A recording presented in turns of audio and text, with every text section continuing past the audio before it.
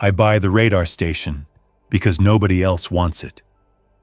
The county lists it as surplus infrastructure on a government auction page buried under old dump trucks, seized tractors, and office furniture. The photos show a white dome cracked down one side, a concrete operations building with rust stains under the windows, a chain-link fence leaning into brush, and a tower road climbing through dead grass to a place most people would take one look at and leave alone. I stare at the listing for 2 nights straight. Not because it is beautiful, not because it makes sense, but because it is cheap. High up and far enough from town that nobody is going to knock on the door unless he has a reason. I drive out there on a wet Thursday with a thermos between my knees and a folder full of printed terms from the auction website. The access road is half washed out and lined with saplings that slap both sides of the truck. When I reach the gate, I get out and stand there in the drizzle looking through the fence. The dome sits behind the main building with one whole panel missing near the lower ring. The operations block is squat and ugly, poured concrete with steel shutters over some windows and old conduit snaking across the exterior wall. There is a detached generator shed, a fuel pad, a bent weather mast, and a second smaller building that used to be storage or sleeping quarters. It looks dead, but it looks built to take weather, and that matters more to me than charm. I worked communications for years before this, not the fun kind people imagine when they hear radios. I do municipal repeater maintenance, tower inspections, shelter HVAC checks, generator tests, battery strings, and lightning damage. I spend more time under racks and inside equipment rooms than I do around people. It suits me until it does not. Then one divorce, one ugly contract fight, and one long stretch of pretending I do not mind sleeping in motels near job sites finally pushes me into something stupid enough to feel honest. I cash out what I can, sell what I do not need, and buy a hilltop radar station from a county that is glad to stop paying insurance on it. The first week is just clearing a way in. I cut the old county lock, drag the gate wide with a chain and truck, and spend 3 days hauling brush off the service yard because saplings are already working up through cracks in the concrete. The place smells of wet dust, rodent droppings, old paint, and the sour mineral scent that empty buildings get when air has been trapped too long. I walk each room with a flashlight, tapping floors, checking for soft spots, listening for the thin skitter inside walls that means I have company too small to argue with. The operations room still has the old raised floor tiles in place. Most of the racks are empty. Some fool stripped every copper run he could reach years ago, but he leaves enough conduit, hardware, grounding bars, and cabinet shells behind that I can see the bones of the place. The well still works, which changes everything. I find the pump controller in a locked utility closet and a hand-labeled breaker panel under 20 years of dust. The first attempt gets nothing. The second blows a rotten fuse block that turns to crumbs in my hand. I strip it out, jump around the damaged section for testing, and hike down to the well house with a meter, a pry bar, and 2 spare contactors from my truck. By sunset, I get the pump to kick. The line bangs once, then water coughs through the sediment trap in a brown rush before clearing. I stand there with one hand on the pipe, listening to the pump settle into a steady load. And for the first time since I buy the place, I stop wondering if I have made a complete mistake. After that, the station starts turning into a project instead of a ruin. I patch the roof over the bunk room with rolls of membrane I find discounted at a salvage yard. I replace broken window seals on the south side where the wind pushes rain. I strip the dead UPS cabinets, salvage intact breakers, and rebuild one electrical sub-panel enough to feed the operations room, the kitchen area, the well pump, and a few exterior floodlights. One generator is beyond saving. The block is cracked, and somebody steals the control board long before I get there. The second unit is old but solid, a diesel standby with enough life left in it to make sense if I treat it right. I spend 2 full days on fuel lines, injectors, filters, belts, and cooling hoses. When it finally catches, the sound rolls off the ridge and comes back from the trees in a flat, ugly echo. No poetry to it, just noise, vibration through the slab, and the smell of diesel exhaust mixing with cut grass. I do not run it more than I have to. Fuel is money, and money is almost gone. The station comes with 2 rusting above-ground tanks and no guarantee of what sits inside them. I drain samples, let them settle in glass jars, and decide one tank is worthless sludge. The other is old but usable with polishing and fresh filters. I bring in treated diesel in transfer cans, stack food in the pantry room, drag 2 chest freezers into the kitchen, even though I know a freezer is a luxury up here, and wire in a rack of batteries from a school district job that got scrapped during an upgrade. I mount solar panels over the old maintenance lean-to, not because I believe in living off-grid with some clean, simple fantasy, but because I know exactly how often generators fail when a person needs one most. The tower itself takes longer. The original radar equipment is gone. The county paperwork tries to make the place sound grand, but by the end, it is really just the shell of a former long-range weather and air search site with a hardened building and a good hill under it. The big rotating assembly is stripped years before I ever see it. What remains is the radome frame, an access ladder, a steel platform, and enough structure to mount cameras, antennas, and a compact civilian weather unit I pick up second-hand from a marina supplier going out of business. It is not a miracle machine. It is a modest radar package meant for marine traffic and weather clutter, repurposed by a man with too much time and a habit of making old things work longer than anyone expects.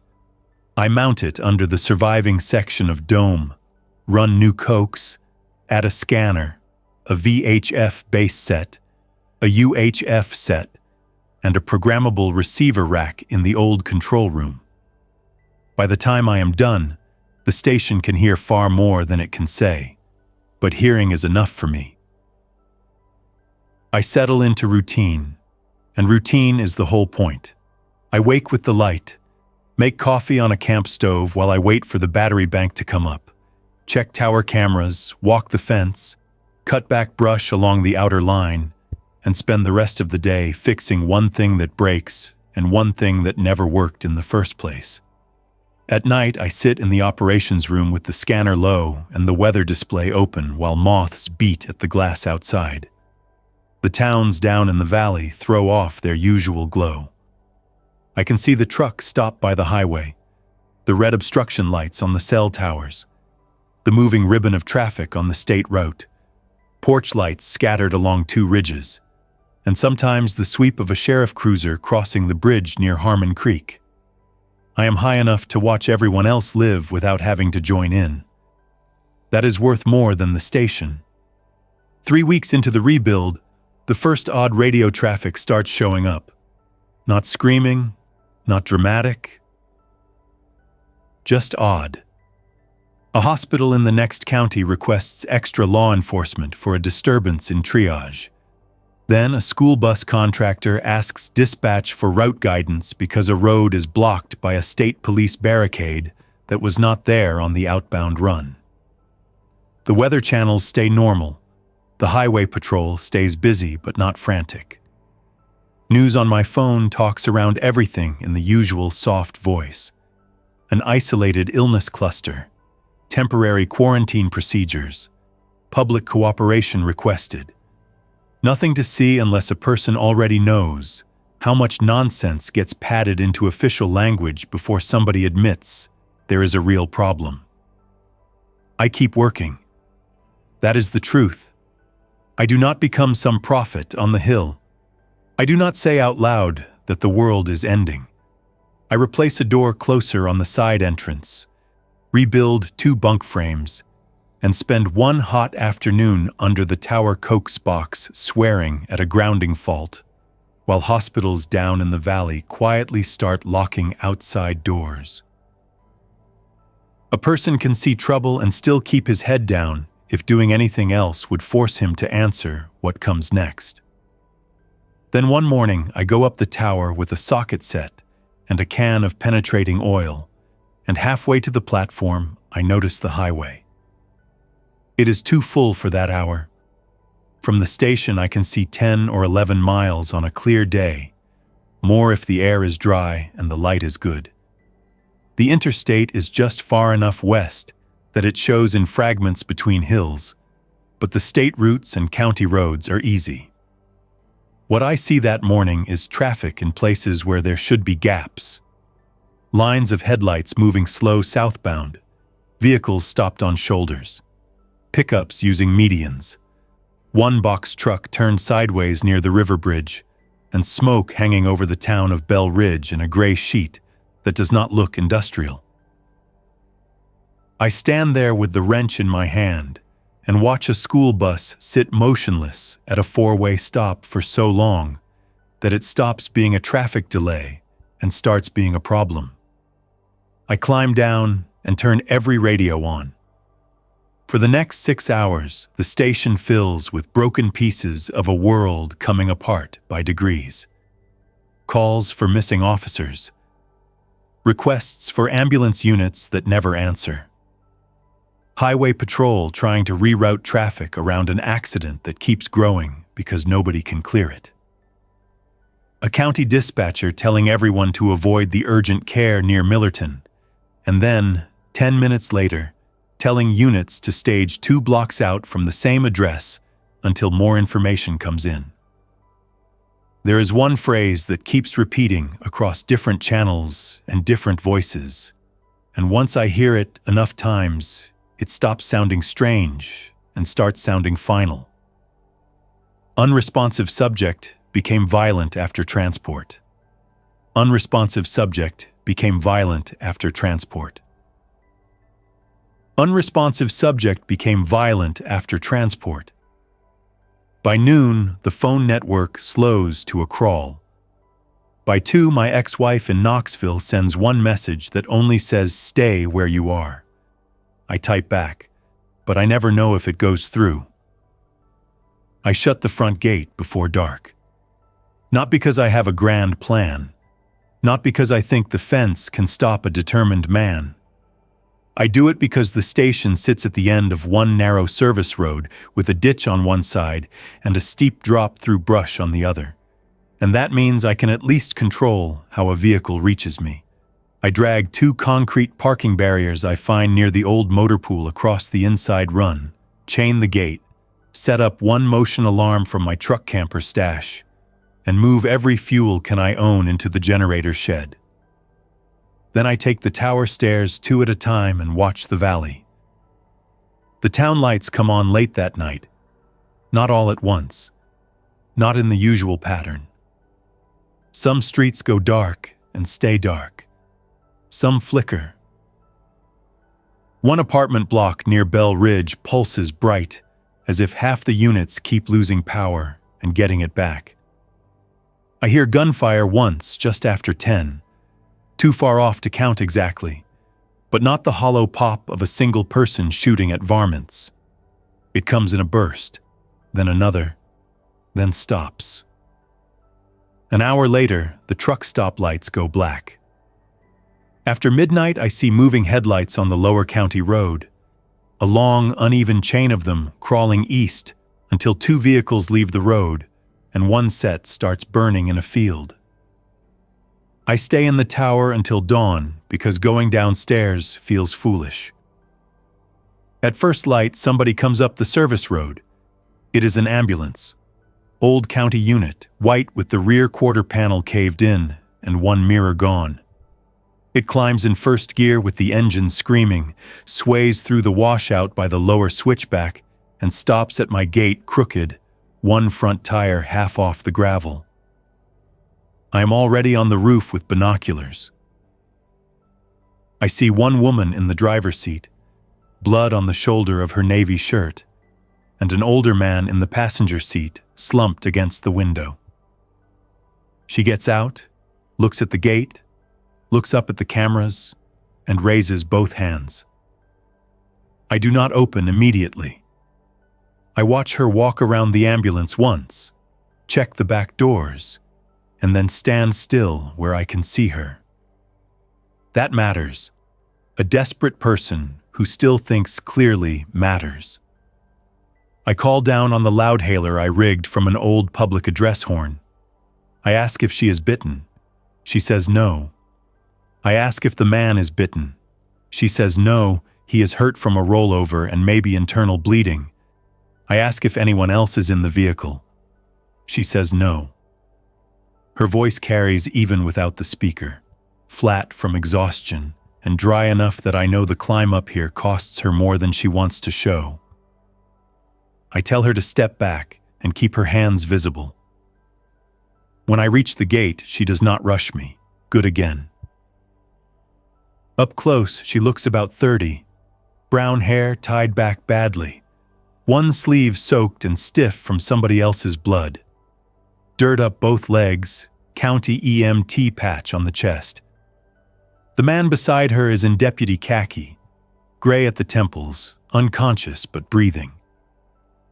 There is a long line of dried blood at the side of his face and fresh red under the seatbelt, where a splintered piece of door or dash gets him in the side.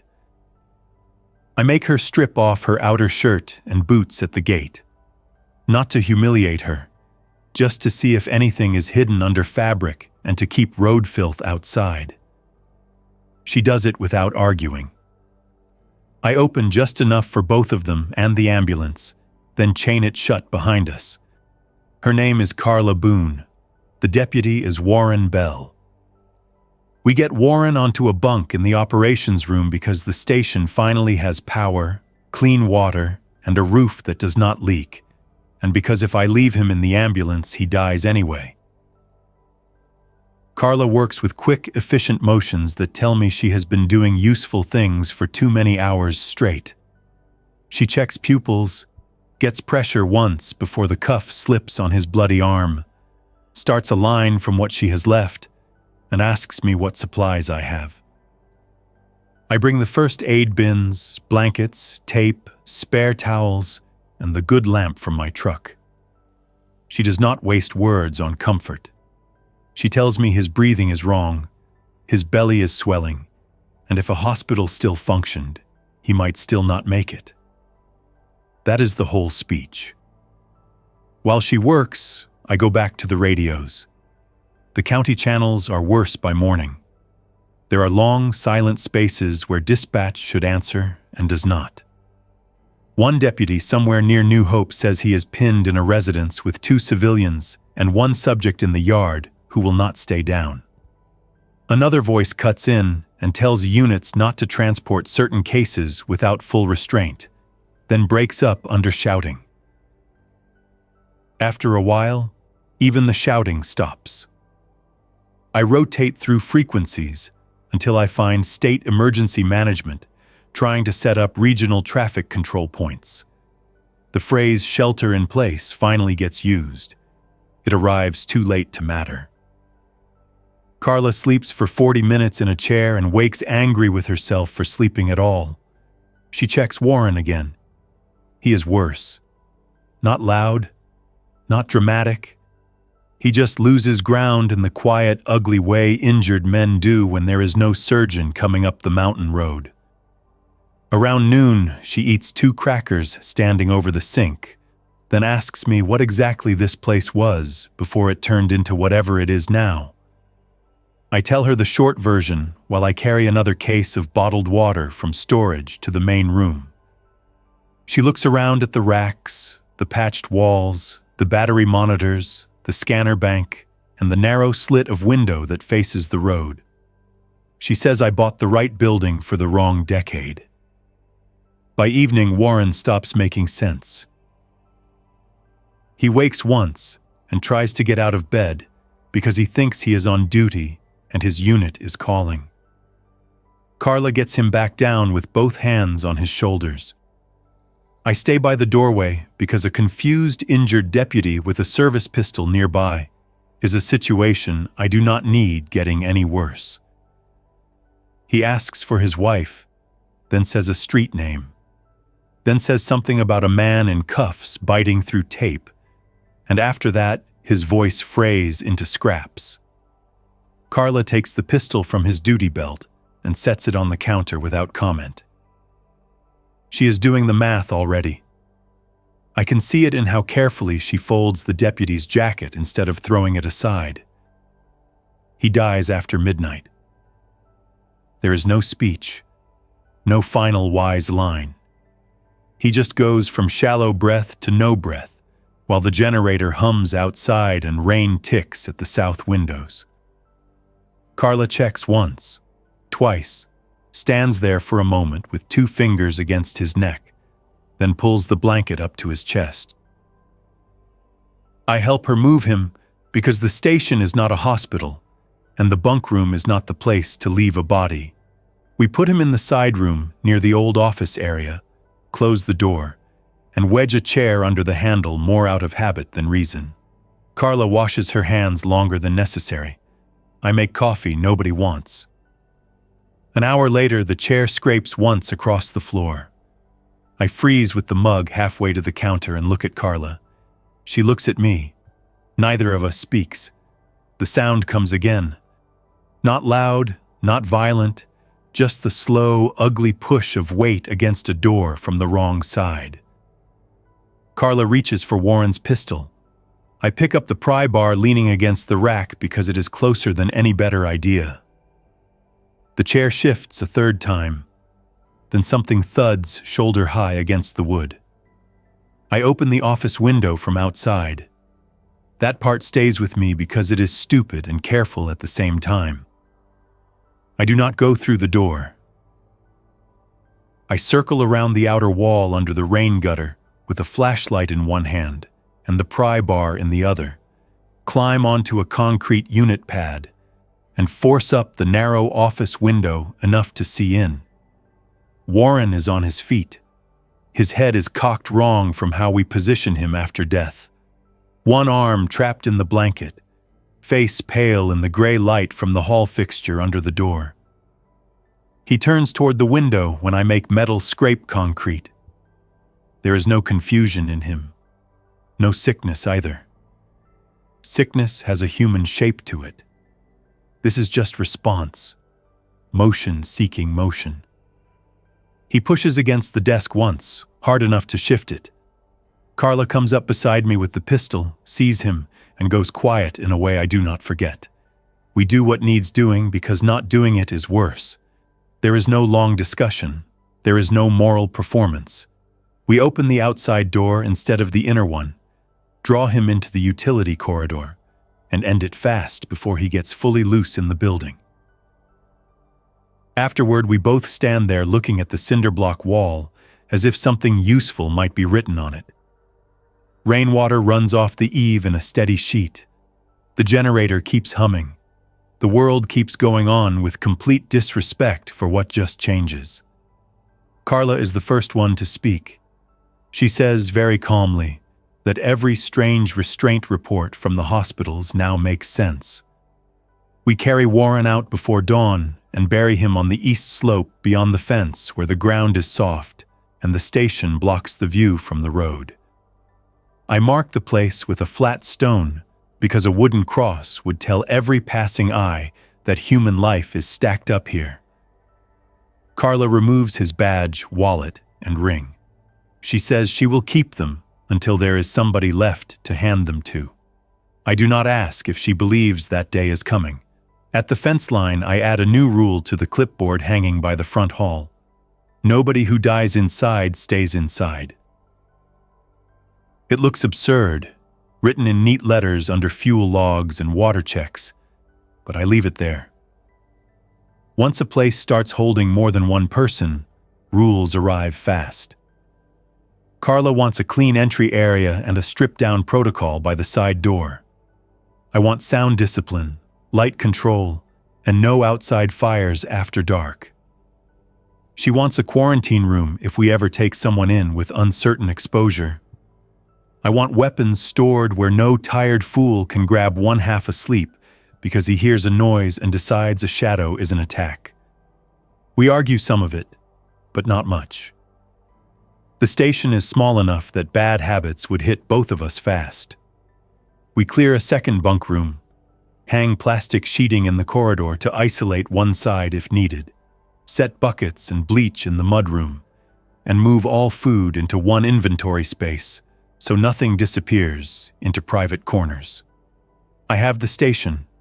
Carla has field medicine and more recent contact with the world below. Between us, a shape of survival starts forming.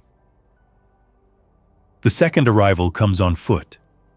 I spot him from the tower just after noon the next day, a man cutting up through the scrub beside the service road instead of walking on the open gravel. Smart enough to avoid the center line. Tired enough that he sways at every steeper section. I track him with binoculars until he reaches the lower switchback, then call Carla and go to the roof with the rifle I keep for coyotes and two-legged mistakes. When he reaches shouting distance, he drops a Blaze Orange County vest onto the gravel and raises both hands. He is broad, sweat-soaked, beard full of dust, one knee wrapped with electrical tape over a dirty rag. A road department patch hangs loose from his shirt where the stitching rips. His name is Ben Flores. He works county roads and equipment, or he did until the county stops acting like a county. Ben says a work crew gets trapped at the maintenance yard when a state fuel truck arrives with a driver who is already sick. The driver dies in the cab after arguing for 5 minutes that he only needs water. Then he climbs back out under his own power and goes for the nearest man. Ben does not tell the story for drama. He tells it the way a mechanic explains how a belt snapped and took the pulley with it. His crew scatters. He gets a truck running, picks up 2 people on the edge of town, loses both of them to a wreck near Harmon Creek, and spends a day cutting through woods because the main roads are filled with stalled vehicles and loose dead. He spots my tower lights the night before and starts climbing at first light. I let him in after the same checks Carla gets. Ben is no fool about it. He strips boots, outer shirt, tool belt, and gloves without complaint, holds his arms out, turns around once, and lets Carla inspect the bandage on his knee. It is a clean slice from sheet metal, not a bite.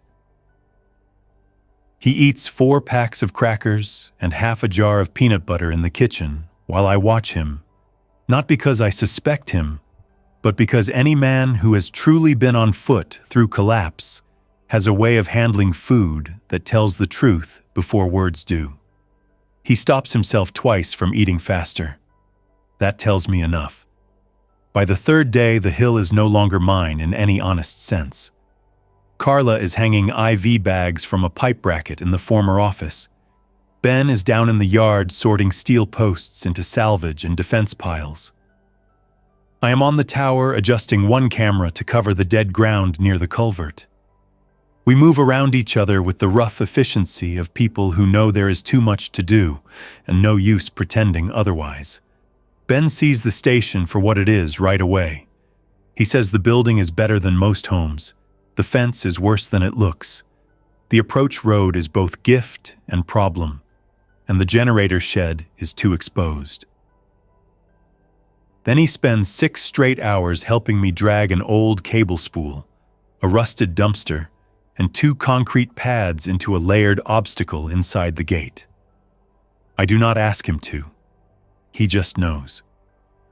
That evening, we watch the valley together. Bell Ridge burns in 2 separate places. The truck stop is dark. The interstate shows no moving line now, only scattered glints where windshields catch sun among stalled traffic. Down on Route 9, a jam of vehicles at the bridge has grown into a knot of metal that forces anyone still trying to move onto shoulders and ditches. Through binoculars, I catch figures weaving between cars. Some move with purpose, carrying bags, checking doors, keeping to cover.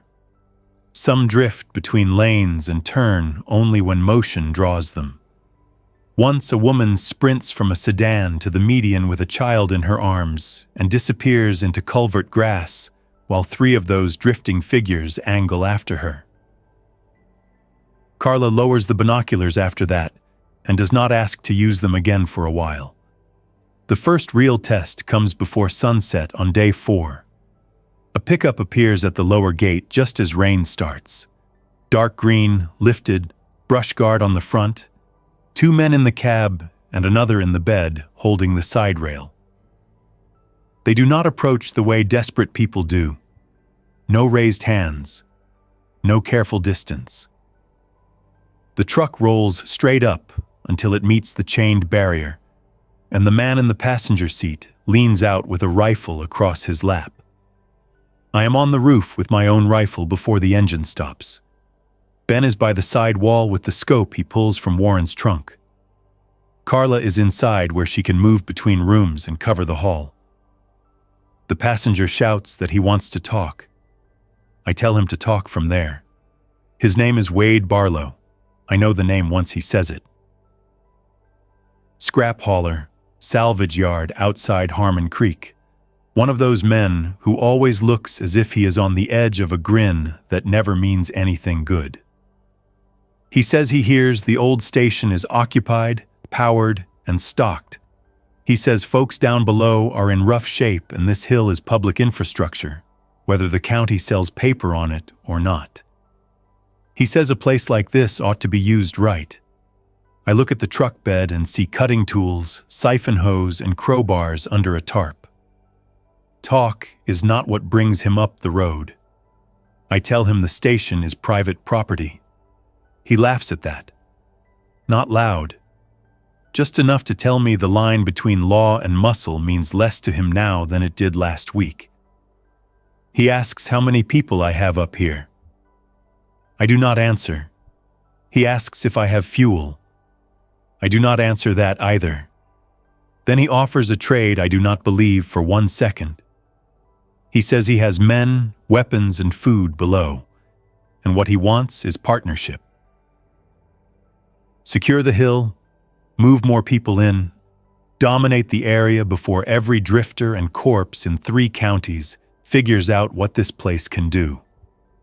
His exact word is dominate. That alone is enough. I tell him no.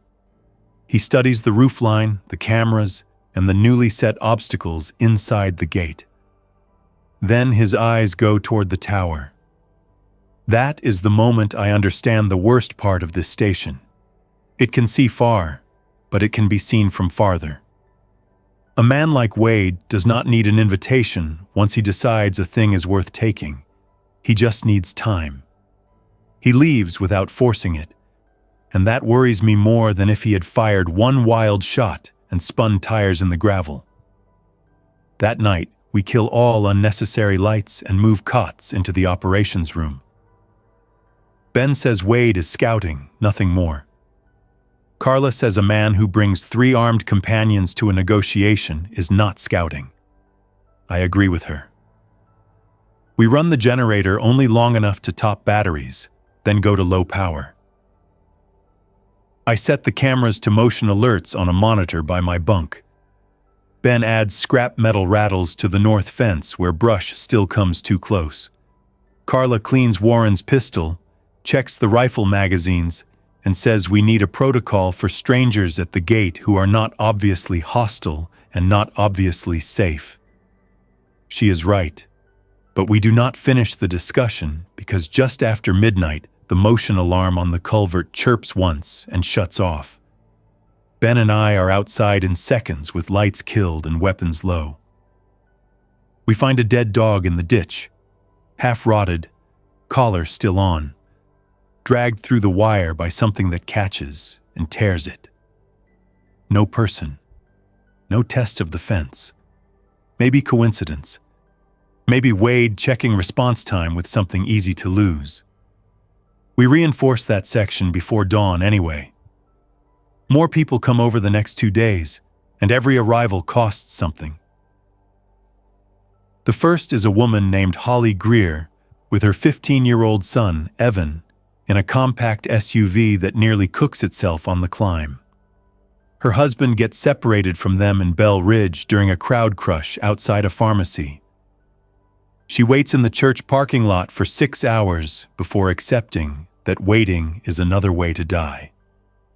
Evan has a split lip, a twisted wrist, and the flat, careful look of a teenager who has already seen enough to stop asking adults if everything is going to be fine. I almost turn them away. I should say that plainly. Food is finite. Bunks are finite. A mother with a half-grown boy is not just 2 mouths. It is 2 lives that pull the station toward becoming a shelter. And shelters attract every problem in driving distance. Carla takes me aside in the generator room where nobody else can hear. She says Holly is exhausted, but clear the boy is clean, and we still have room if we enforce rules early.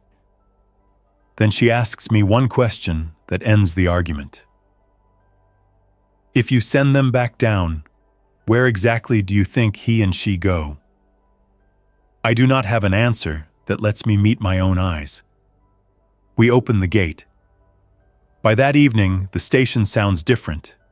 A place built for machines and occasional crews now has footsteps in the hall, a pot heating on the camp stove, wet socks drying on a line near the utility sink, and low voices in corners where nobody used to stand. Evan helps Ben sort nails by size and cleans mud out of the drain channels with a putty knife. Holly inventories canned goods with Carla and then quietly starts making the bunk room feel less temporary without touching anything important. She folds blankets square, wipes dust from the window ledge, and asks where she can scrub the toilet tank because the water line leaves rust in the bowl. When a woman starts cleaning in a place like this, it does not mean she feels safe. It means she is fighting not to fall apart. I spend more time in the tower and less in the room with everyone else. Part of that is practical. The tower gives me the road, the valley, and the one thing nobody else here knows how to run. Part of it is avoidance. I buy the station to disappear into work and silence. Now I have a medic, a mechanic, a mother, and a teenage boy under my roof. And the truth is that responsibility feels heavier than hauling diesel cans uphill. A broken pump is straightforward. People are not. People want food, trust, reassurance, fairness, answers to questions I cannot answer. The tower only wants maintenance. From the top, I start mapping movement. I keep a legal pad by the scope mount and sketch what I see. The cluster at the Route 9 bridge thickens every day. Small groups move house to house in Bell Ridge, usually around dawn or late afternoon. There are fires in 3 neighborhoods where nobody puts them out. Once I watch a sheriff SUV nose slowly through a field road and stop near the elementary school. 2 uniformed men get out, push into the building, and do not come back out during the hour I watch. The scanner gives less every day now. Some channels are dead. Some are constant carrier hiss from a mic jammed somewhere on a dashboard. One state channel still tries to coordinate helicopter reconnaissance, but weather and fuel seem to choke most of that off. I hear enough to know there is no rescue wave moving toward us from some untouched center. On the 6th day, I hear a voice I recognize from work. Marty Sisson out of county radio maintenance, 60 years old, mean to ladders, better than most men half his age with a soldering iron. His call is weak, skipping through static on a mutual aid frequency most civilians would never think to scan. He is at the Bell Ridge Fire substation with two others, low on water, and asking if any relay site can hear him. I answer before thinking about what it commits me to. He confirms my call sign, swears once in relief, and says the station is holding, but the road is blocked by a pileup, and the dead are milling around the apron. He has one handheld, one shotgun, and a woman with a broken ankle. Ben hears enough of the exchange to know where this is going. He says the direct road is suicide. He says the old forestry access off Miller Cut might still thread behind the substation if the washout by the quarry has not fully gone. Then he looks toward the maintenance shed where Holly's SUV sits next to my truck and adds that if anyone goes, the station gets weaker. He is right again. Every decision now is subtraction somewhere else. I end up going with Ben. Carla objects, but not much, because Marty is a communications man, and because Ben knows the roads better than the rest of us combined. We leave Holly, Evan, and Carla on the hill with strict instructions. Gate chained, no opening for anyone, tower watch every 20 minutes, radio check on the quarter hour. Ben drives the county flatbed he hides in a lower tree line 2 days earlier after recovering it from a road department yard. It is ugly, loud, and strong enough to shove light wreckage out of the way if needed. We take the forestry track with bolt cutters, a tow strap, 2 rifles, and enough water for 1 day. The valleys look worse up close. From the tower, distance cleans things. On the ground, collapse is clutter. Cars nose into culverts and sit with doors open. One delivery van burns all the way down to black frame rails while nobody comes to claim the boxes spilled behind it. Front yards are full of hasty piles. Trash bags, mattresses, coolers, children's bikes, half-loaded pickups left because someone thinks he has time to come back. We pass a farmhouse with both doors open and a garden hose running over the porch because no one is left to turn it off. We do not stop unless we have to. Sound carries in the hollows. Once near the quarry, 3 dead emerge from a drainage cut and come toward the truck in the uneven, determined walk I am getting sick of seeing. Ben does not waste ammunition. He angles the flatbed, clips one with the bumper, and I handle the other 2 quickly on foot, because leaving loose dead behind the tires is another way to get trapped. Marty is still at the substation when we arrive, and the situation is uglier than the radio makes it sound. The station chain link is bent inward. One bay door is half shut with a ladder jammed under it. Marty has the handheld clipped to his belt, a fire axe in one hand, and a face that looks 20 years older than the last time I see him on a tower platform. With him are a volunteer firefighter named Leah Ortiz and an older woman named Mrs. Kellum, whose ankle is swollen to the size of a boot. They have water from the station tank and stale crackers from the break room, but the dead outside keep building every time noise or movement catches attention. The roof has enough height to hold for a while.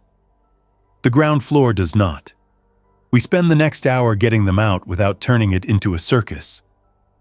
Ben uses the flatbed to lure a knot of dead toward the east apron, while I cut a side fence panel behind the hose rack. Marty and Leah bring Mrs. Kellum through low, half carrying her while I cover the gap. We lose the quiet when one dead man in a station shirt slams into the fence and takes the whole corner run, rattling with him. Then everything speeds up. Leah gets Mrs. Kellum into the cab. Marty hurls 1 crate of bottled water onto the bed, thinks better of going back for anything else, and jumps aboard just as 2 more figures push out of the bay opening. Ben slams reverse, swings the rear around, and we leave with the side mirror clipped off on the gatepost. The return climb to the radar station feels longer, because now we have more people and more proof that the world below is not stabilizing into anything useful. Leah stays. Marty does not. That is another choice that sounds simple until it is not. Marty wants the station the moment he sees it. He knows what it means, maybe better than any of us. Solid structure, elevation, line of sight, working power, controlled access. He also knows something else. The radio net is failing in patches, and he believes there may still be a state relay point running west of us near the plateau. He says if one communications site survives with the right equipment, then information still matters. Maps matter. Weather matters. Fuel reports matter. Routes matter. If everyone with a radio locks his door and quits the network, then the few people still alive are blind. He is right in a way that makes me angry because I do not want him to be. He takes one battery pack, one handheld, 6 bottles of water, half a box of crackers, and a county map. I argue for 10 minutes. Ben argues for 5. Carla says less than any of us. Marty listens, nods once, and says he has spent too many years climbing towers to die hiding under one if there is still a relay to reach. Then he walks back down my service road, with Leah's spare poncho rolled under one arm, and disappears through brush below the second switchback. I watch him from the tower until the trees take him. I never hear his voice on the radio again. Leah Ortiz, meanwhile, turns out to be useful in the exact way a hard week rewards. She is 35, compact, sharp, and tired of nonsense. Volunteer firefighter, part-time school cafeteria worker before all this, knows small engines well enough to help me keep the station's auxiliary pump alive, and knows how to keep moving when everyone around her wants to stand still and stare at bad news. Within a day, she and Ben have built a secondary gate bracing system from steel pipe, old signposts, and a stripped trailer axle. Carla now has another pair of competent hands. Holly has another adult woman around, which shifts the tone of the station in ways hard to describe, but easy to feel. The hill begins turning into a held position instead of a temporary refuge. Wade returns on day 8, and this time he comes after dark. The cameras catch headlights killed at the lower bend, then 3 heat signatures on the thermal viewer moving uphill on foot. I wake Ben with one hand on his shoulder and do not even have to say the name. He grabs boots, rifle, and headlamp in one motion. Carla gets Holly and Evan into the inner room with Mrs. Kellum, who has been with us since the substation run, because her nephew never comes to claim her. Leah kills the remaining lights and moves to the north side slit window with Warren's shotgun. Nobody panics. That is the one thing we have built well by then. Everybody has a job. The first attempt is on the fence, not the gate. Good tactic. Wrong section. Wade's men choose the north line where brush crowds the wire and the slope helps cover approach. What they do not know is that Ben and I spend half the afternoon sinking scrap, cans, and glass under that exact patch and hanging a chain of loose steel against the inside run.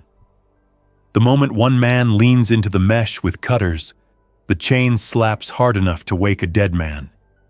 I hit the floodlight switch for 1 second only. Just a burst. Enough to burn their night vision and show us shapes. Leah fires first, not to kill blindly, but to crack a round into the dirt 6 feet off the wire and make the point clear. It works. One man stumbles downslope. Another curses and dives for brush. Then Wade himself shouts from below that he only wants the hill, not blood. He says a lot of things after that. He says there are more of him.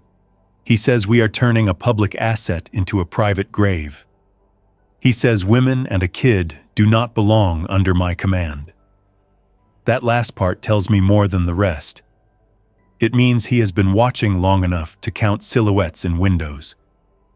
It means every time I think the ridge is empty below us, it may not be.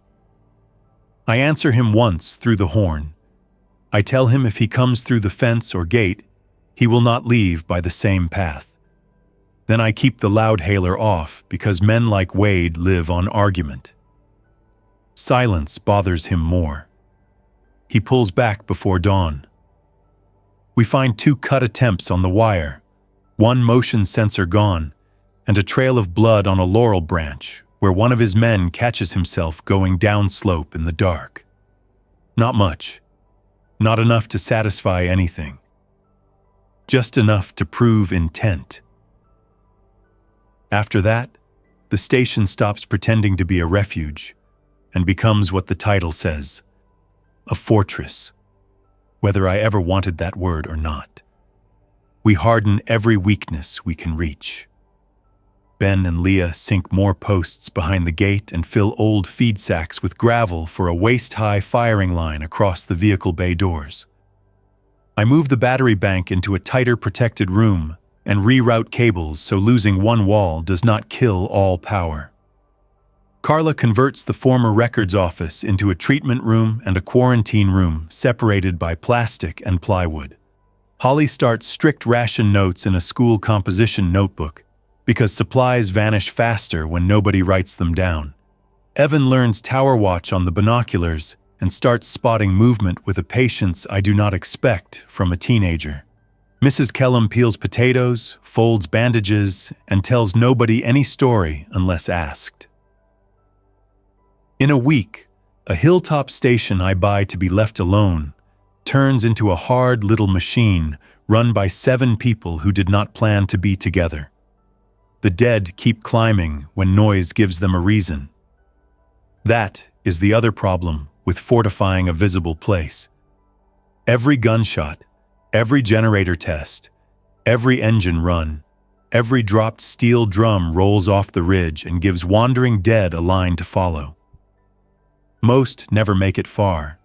Some get lost in the brush. Some stall in the ditch below the final turn and circle there for hours until a squirrel or wind shift takes them elsewhere. But enough reach the lower barrier that I cannot ignore them. We start silent sweeps twice a day.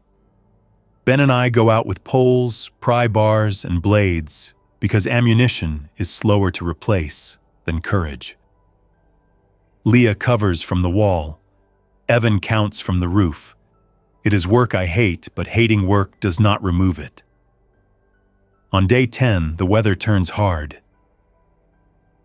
A storm line comes over the western ridge before noon, dark enough to put the valley under a gray lid. The station handles weather better than anything around it.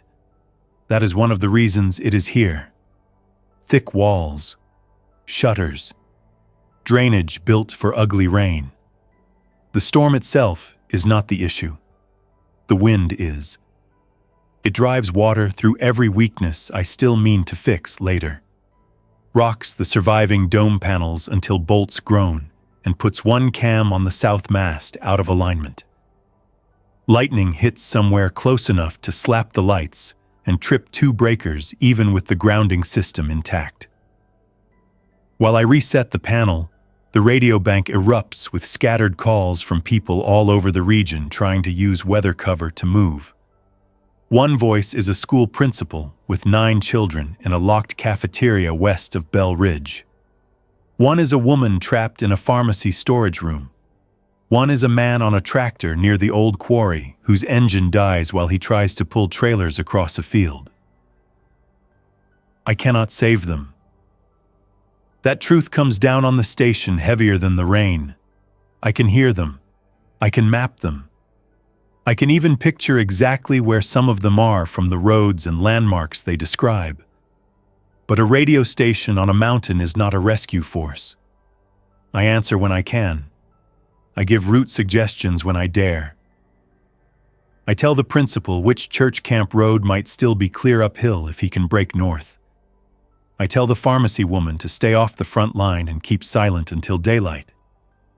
I tell the man on the tractor that the quarry service shack has a steel door if he can reach it. Whether any of that matters, I do not know. That night, Holly asks me, very quietly, if the station can become some kind of relay point for other people. I know what she means. Not just a hideout, a node, a voice, a place that answers when the rest of the map goes dumb. I tell her it already is, but only in a limited way. Limited by power, limited by manpower, limited by the fact that every message out risks drawing attention in. She nods and says maybe attention is already here whether we use it or not. Again, a person can be right in a way that feels unfair. The storm gives Wade his next chance. We hear the first impact under thunder, which nearly lets him have it. Something slams into the outer gate hard enough to shake the whole run. Not a vehicle yet. A test. Then another. Ben and I hit the yard in rain gear with lights off and find a section of chain dragged across the approach road from below, hooked to the lower mesh. Somebody is trying to rip the line sideways from cover with a truck or winch. We cut it loose before the next pull can take the panel. While we are doing that, a second team comes in on foot from the drainage side and reaches the maintenance shed. Only the dog bark sensor I set in that corridor, an ugly battery alarm with a fake animal noise, gives them away. Leah lights up the shed side with a flood and catches one man flat-footed between the fuel drums. He bolts downslope. The other fires once, misses everything worth hitting, and vanishes back into brush. They are probing, learning response times, measuring the hill. After the storm, we make the hardest call yet. We stop taking anyone else in unless the person has a skill, a direct connection to someone already here, or a condition so immediate that sending him or her away would be the same as execution. It sounds cruel because it is cruel. It is also arithmetic. Food for 7 can be stretched. Food for 15 cannot. Not up here. Not with roads gone and every supply run turning into a firefight or worse. Carla hates the policy until the second morning she stands beside me at the gate and watches a man beg to enter with a bite under a towel. Then even she stops arguing. We give him water. Wound care instructions he already knows will not save him, and one loaded revolver only because he asks for something that does not leave his wife to deal with the rest. He walks back down the road without cursing us. That is somehow worse than if he had. Evan stops being a passenger around then. He becomes useful in the way boys sometimes do when the world strips childhood without asking permission. I do not love it. I would rather he still be useless in safe ways. But he starts learning radios, writing watch logs, cleaning brass, and carrying battery packs between rooms without being told twice. One afternoon I find him on the tower landing with binoculars and the old county map spread over his knees, quietly marking abandoned vehicle clusters and smoke plumes based on what we all see over the previous days. The work is accurate, more accurate than some adults would manage. I tell him he needs to keep one hand on the rail at all times up there. He says yes, sir, without irony, and keeps marking the map. That map matters 2 days later. A local farmer named Curtis Wynn gets onto our frequency from a ridge east of Harmon Creek with 3 surviving relatives and almost no fuel. He is trying to avoid the main road blockages and asks if any elevated safe position can guide him through the back network. Evan's map, Ben's knowledge of the land, and my tower view let us thread him across a patchwork of logging lanes, pasture tracks, and one creek crossing that nearly stalls his truck. We never see him close enough to shake hands. We just talk him by degrees from one visible landmark to the next until his taillights appear on a ridge nearly 7 miles east. moving away from the valley instead of into it. When the lights finally disappear behind the timberline, Holly sits down on an ammo crate and cries without making noise. Not because Curtis matters personally, because for 1 hour the station does something besides shrink under pressure. Word spreads from that, of course. Not wide, not on some grand public wave, just enough. 2 more calls come the next day asking for hilltop guidance. One is genuine. One is bait, so obvious, even Carla hears it in the pauses. A male voice asks how many operators are on site, what antennas we have, whether the facility is military, whether we can receive cargo if friendly personnel arrive. I cut the transmission and kill the external speaker. Ben looks at me and says, Wade is either smarter than he looks or found someone smarter to ask questions for him. We start planning for a real assault, not movie nonsense, not walls of fire and speeches, just the ugly practical questions. Where does a truck hit if it tries the gate? How many angles can cover the kill zone without crossing each other? What if Wade sets brush alight below the road and uses smoke? What if he cuts power? What if he waits until one of us is outside handling the dead? What if he just parks beyond rifle range and watches until fatigue does his work for him? Every answer costs material or sleep. We move fuel into smaller caches so losing one shed does not lose all power. We pre-position water cans on the roof in case of fire. Leah builds 2 field-expedient drag litters from fence rail and canvas. Carla sets trauma supplies in 3 separate points instead of 1. Holly prepares go bags for everyone whether anyone says the word evacuation or not. Then Wade chooses the worst possible day, and for him, almost the best possible setup. It happens on day 14, just before sundown, when low cloud presses down over the ridge and mist turns every floodlight into glare. I am halfway up the tower, fixing the south camera alignment, when Evan calls up that there is movement at the lower turn. Not 1 vehicle. 3. I slide down the ladder fast enough to skin both palms through wet gloves. By the time I hit the yard, I can hear engines laboring uphill. Ben is already behind the inner barrier with the scoped rifle. Leah has the shotgun and one of the side windows. Carla is moving Mrs. Kellum and Holly into the interior treatment room. Evan is dragging extra magazines in a bucket because his hands are steadier when he has something specific to do. We are as ready as we get, which is not the same as ready. The lead vehicle is a road service wrecker, old but heavy, with the boom cut short and a welded plate on the front that tells me Wade has been preparing. Behind it come the green pickup and a farm truck carrying 5-gallon cans and 2 men crouched low in the bed. They stop 50 yards below the gate, just out from direct drop fire, and for a moment nobody moves. Then the wrecker rolls forward alone. Ben says what I am already thinking. Wade is going to use the truck as a battering ram and shield. I have one advantage he does not know about: the road. The last 2 nights, Ben and I dig out the old drainage slot under the final straight and undermine a narrow section of fill on the outside edge where years of erosion already hollow the base. We hide the weakness under surface gravel and brush sweepings, not because we think a truck will vanish into a canyon, but because even a foot of collapse at the wrong moment can twist a heavy front axle and steal momentum.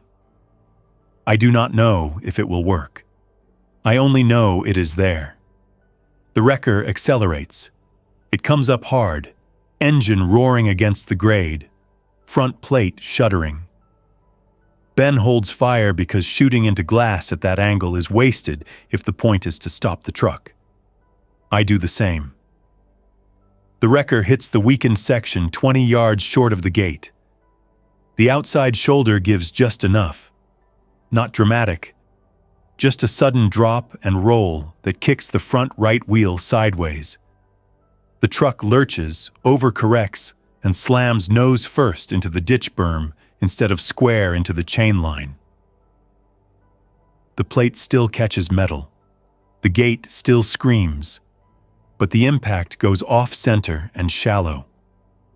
Then every quiet plan dies, and the whole hill starts moving at once. The men in the farm truck jump out and run left into brush with rifles low. The pickup opens fire at windows and roofline, more suppression than precision, but enough to keep heads down. Ben cracks one shot and takes the driver's side glass out of the pickup. Leah fires at a man sprinting for the culvert and folds him in the gravel before he reaches cover. I'm at the yard wall trying to angle on the wrecker cab when one of Wade's people hurls a bottle with fuel and a rag toward the maintenance shed. It bursts short, splashes flame across wet concrete, and crawls under a stack of old pallets. Ben yells for water. Holly appears out of nowhere with the first can before I even turn. Wade himself is behind the disabled wrecker using the block as cover. I catch one glimpse of him leaning out, directing men with sharp hand signals, and the picture clarifies all at once. He is not some improvising thug anymore. He has drilled this. Maybe not well, maybe not professionally, but well enough to be deadly to people who are tired and outnumbered. His goal is not to flatten us in 10 seconds. It is to pin us, burn us, and breach one side while we fight the other. Then the dead arrive because sound does what sound does. Figures begin appearing below the last turn and out of the tree line by the drainage cut, drawn uphill by engines and gunfire. At first it is 6 or 7, then more. Some are fresh enough to move with speed when the slope is easy. Some lurch and stumble. None care who started this. Wade started an assault on a hilltop fortress and forgot the valley was full of things that respond to noise without fear. That should help us. It does not. Not immediately. Because the dead do not sort targets. One dead man in a torn road crew vest stumbles into Wade's flank and gets kicked aside so hard he rolls under the farm truck. Another reaches the ditch near our gate and starts clawing at the chain. More fan out behind both groups, turning the road into a field of moving hazards where nobody can safely retreat. Wade realizes it about the same moment I do. He shouts for his men to push now, not because he has us, but because he sees his window closing. A round smacks the cinder block over my head and showers grit into my collar. I shift left, get a clear line under the wrecker boom, and fire into the leg of one man crouching behind it. He goes down sideways and drags his rifle out of reach trying to get purchase on mud. Ben takes another shot from the wall and hits the farm truck's radiator. Steam erupts under the hood. Good. One less engine leaving here. Leah feeds the shotgun one shell at a time between blasts because she refuses to waste it in panic. Holly and Evan keep water moving, magazines moving, doors shut, lights controlled. Carla stays between every possible casualty point and somehow appears wherever a body might fall. The breach comes from the north side, not the gate. One of Wade's men cuts through the brush during the heaviest exchange, finds the fence section damaged in the storm, and makes a hole big enough to crawl. The alarm chain gives it away only after he is already inside the perimeter. Mrs. Kellum sees him first from the inner hall window and hits a steel pan against the sink so hard the sound slices through the gunfire. Leah pivots, catches movement by the fuel barrels, and misses the first shot because he is too close and moving fast. I leave the yard wall and cut across open concrete before I can talk myself out of it. The man is up, through, carrying a short rifle and looking not for a target but for a door. That is what decides it. Not morality, not ideology. He is running for the living spaces. There is no more room left for debate. I hit him before he reaches the side entrance. Not clean, not cinematic, just a violent collision at bad angle on wet concrete. His rifle skids under the drain rack. We slam into the wall, slip, and go down in the runoff. He is younger than I expect and stronger than he looks, but strength matters less when one man has nowhere else to be and the other suddenly realizes every inch behind him holds people. I end it there, hard and fast, because every second wrestling in rain is a second Wade still has at the front. When I get back to the wall, the road picture has changed again. The dead are fully in it now. Gunfire and engines drag them from both lower hollows. Wade's men are trapped between us and the thing they forgot to plan for. One attacker on the brush side is now fighting two dead with the stock of his rifle because firing would turn 3 more toward him. Another is trying to back the pickup downhill, only to discover the driver is slumped over the wheel and the ditch is full of reaching arms.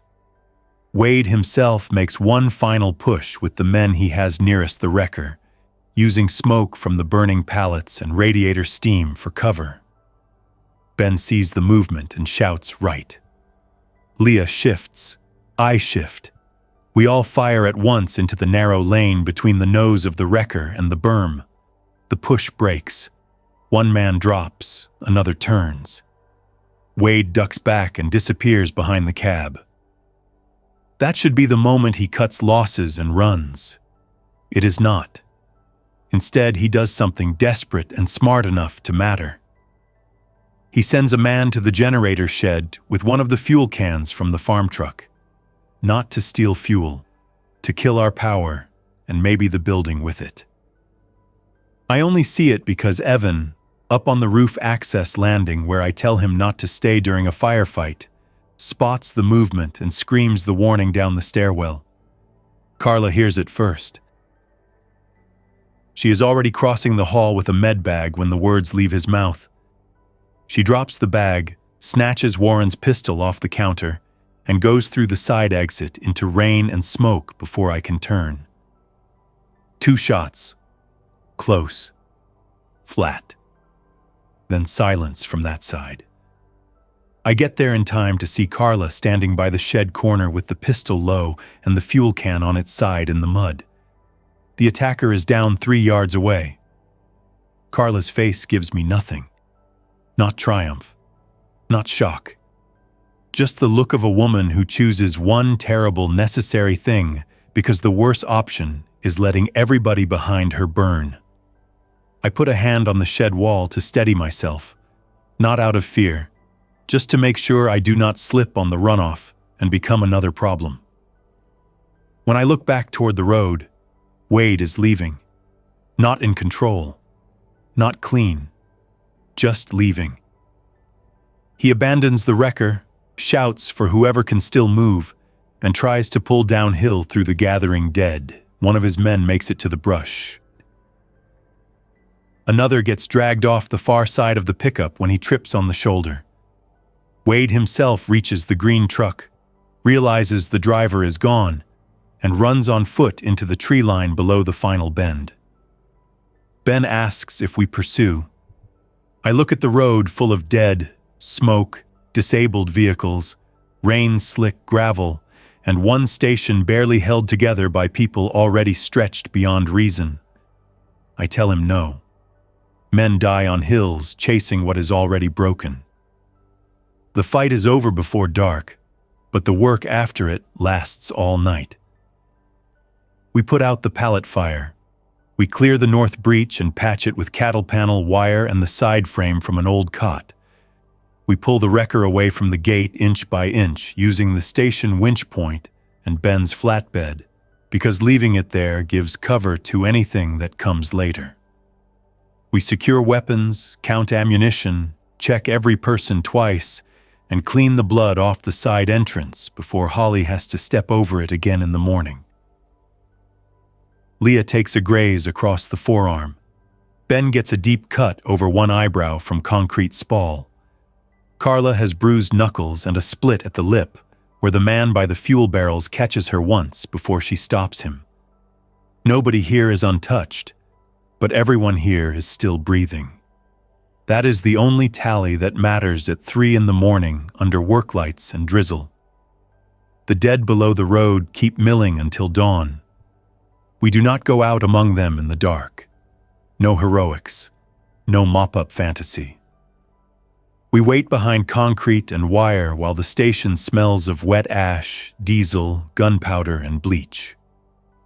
Mrs. Kellum sits in the kitchen area shelling peas from a bag Holly finds in cold storage because her hands need a task, and because old women survive history by doing the next necessary thing when younger people want to shake. Evan finally falls asleep on 2 pushed-together chairs, with the radio log still in his lap. Carla stitches Ben's forehead under the swing arm lamp, while Leah watches the window and I fill out a fresh page on the clipboard. Fuel used, ammunition used, water remaining, structural damage, persons present, dead removed. It looks insane on paper. It still helps. At sunrise, we see what the road costs everyone. The green pickup is half in the ditch, doors open, windshield shot out. The farm truck sits steaming and dead 40 yards below with both front tires soft. The wrecker, now dragged aside, has carved a deep scar in the shoulder where our undermined section collapses. Bodies are scattered in ways I do not let myself study long.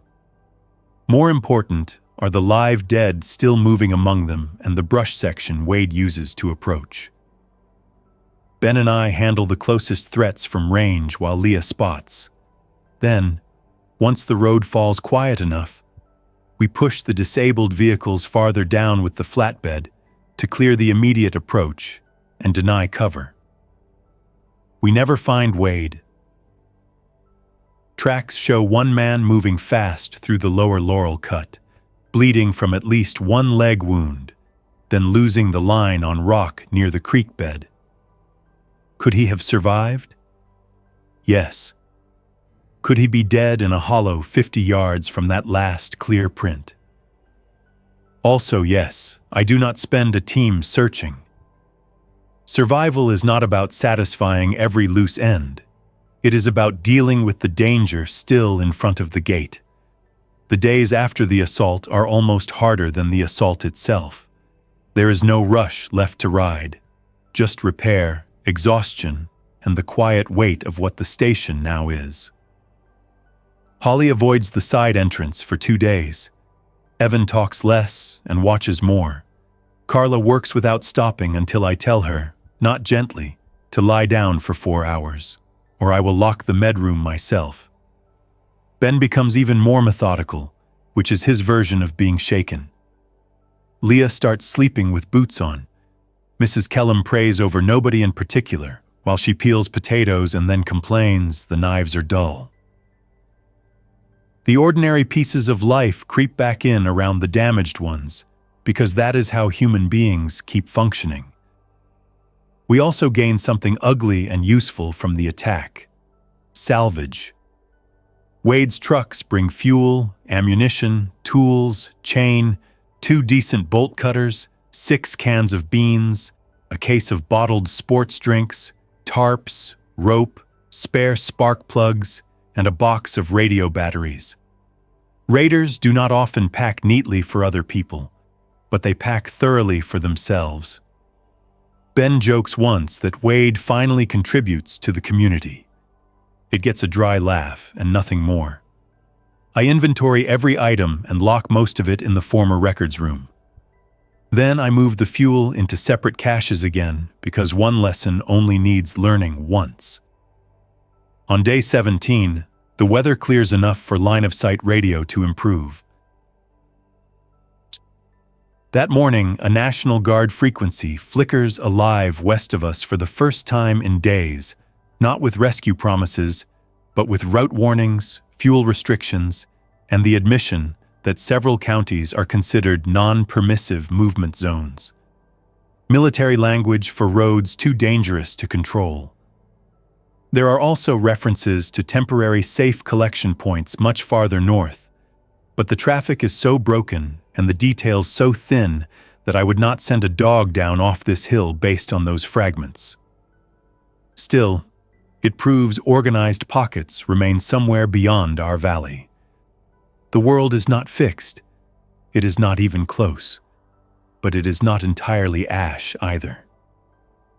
That same afternoon, Curtis Wynn reaches us again by radio from his ridge farm and confirms what Marty hopes before leaving.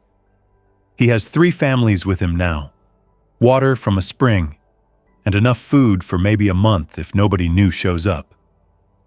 He asks if the radar station will stay on the air at set times each day. I look at the room around me, patched walls, tired faces, tower monitor glowing over a map covered in pencil marks, and say yes before I consult anyone. Noon and dusk, situation reports, weather, road hazards if we have power. Curtis thanks me in the quiet tone of a man who has stopped wasting words. So that becomes another job. Noon and dusk, every day we can manage it. I sit in the old control room and speak into a hand mic while the tower hums in the wind. I keep it short. Weather first, road observations second. Fires, bridge collapses, large dead concentrations, human threats if confirmed. Then any message traffic that does not expose the station more than necessary. Curtis hears us. Once, a nurse from a church shelter 40 miles east hears us. Another time, a trucker holed up in an aggregate yard answers long enough to say our bridge warning saves him from taking the wrong county road. These are small things. Small things are what survive first. We still do not become a city on the hill.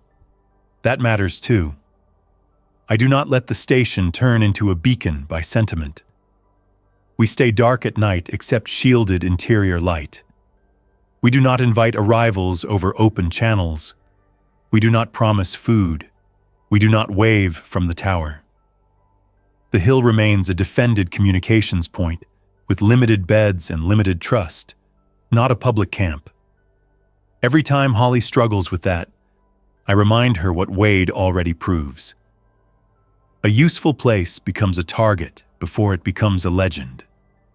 3 weeks after the outbreak, the valley below looks older than 3 weeks.